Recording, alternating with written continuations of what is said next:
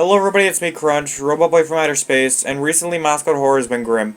But that sounds like it thinks it's always been great. The only thing holding the genre together was Bendy, FNAF, Hello Neighbor, and kinda Poppy Playtime. I don't like Poppy Playtime. But look at the stuff we got now. Rainbow Friends, FNAF Security Breach, Garden of Goddamn Ban. We don't have a lot. But once in a blue moon, there comes a miracle. An actual amazing mascot horror game that breaks the mold of dead kids, cute little mascot becomes scary. And this game, I've been into since the first demo released, and it's called My Friendly Neighborhood. This game is seriously my favorite thing to come out of indie horror, period.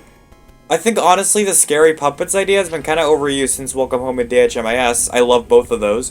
But My Friendly Neighborhood uses it so well. I'm going to be separating this video into sections because I have a lot to say about this.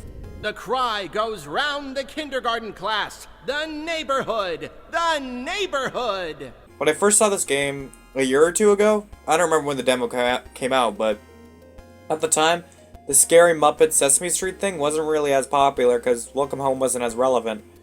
There was DHMIS, but that wasn't really a game. But My Friendly Neighborhood, at face value, looked really good. The character designs were alright. Not knowing a lot about the characters at the time, you don't really know how much the design spoke about them, but they looked pretty alright. In the actual game itself, at face value, the designs really spoke to the characters, and they really nailed the scary but not, like a clown, you know? They're scary, but they weren't made to be. I mean, that's basically the entirety of mascot horror explained in one sentence, but you know what I mean.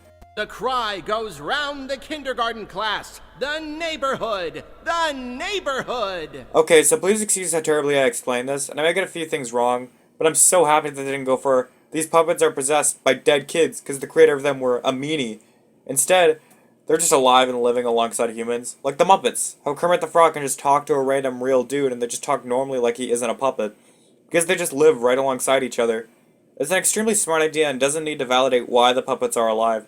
They just are, which is absolutely amazing. And now, a terrible explanation for me, Crunch. Yes, yeah, it's me. Alright, you can stop the applause now, okay, shut up! So because of the war in universe, and broadcasting that war, it changes broadcast to television. Instead of the more family-friendly stuff that was previously made, television gears more towards mature audiences. Not all of it, but a good chunk. So a show like My Friendly Neighborhood no longer fit in with the idea of television at the time. So along with losing one of their real human stars, with an accident with Ray, and overall just not performing well, My Friendly Neighborhood was cancelled. 10 years later, 1993, broadcasts of My Friendly Neighborhood begin to overlap the normal news. Gordon O'Brien, a repairman, is sent to fix the antenna, but the puppets, after being locked in a building for a decade without any actual human interaction, has gone crazy, attacking you if you go near them. That's the basic lore.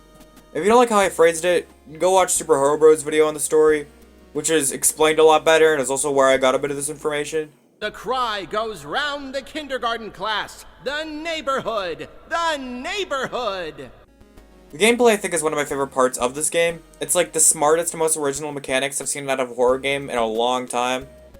I love the idea that you have to go around and collect money and to buy a checkpoint, or more health. That's super smart. It really boosts the replayability, and the inventory thing with having a room be a thing. What? And the inventory thing with having room be a thing? You can't just have a massive gun in your inventory, you have to make room for it. I really like that idea. Like each thing takes up squares. That is very smart. And each of the guns shoot letters. Everything in this game is just super original. I really like it. The cry goes round the kindergarten class. The neighborhood! The neighborhood! Oh my god, these guys are so good at making scary characters. The normal NPC puppets like Norman and Junebug and etc. aren't that scary looking. Not saying they aren't a little bit scary, but there's more of an obstacle than anything. Which isn't a problem, but the other characters like Pearl, this red guy, the dogs, the frog thing, and etc. They're just so scary. I mean, Pearl's massive, the red guy's threatening, the dogs just look horrifying, and the frog thing's noises and how it shakes the ground when it moves is also scary. I really like how Ricky looks. He's the funniest character, and I love how they got Arlo to voice act him. It's perfect. And I like how you can go around and actually help the characters. That's very sweet. It gives a little more depth to all their personalities. Anyways, I ran out of things to say, but this isn't my last video on the game. I like it a lot. Like a lot. Maybe I'll make a part 2, I don't know. Say what you like about the game in the comments, and don't forget to like and subscribe, and see you later. Robot Boy from Outer Space.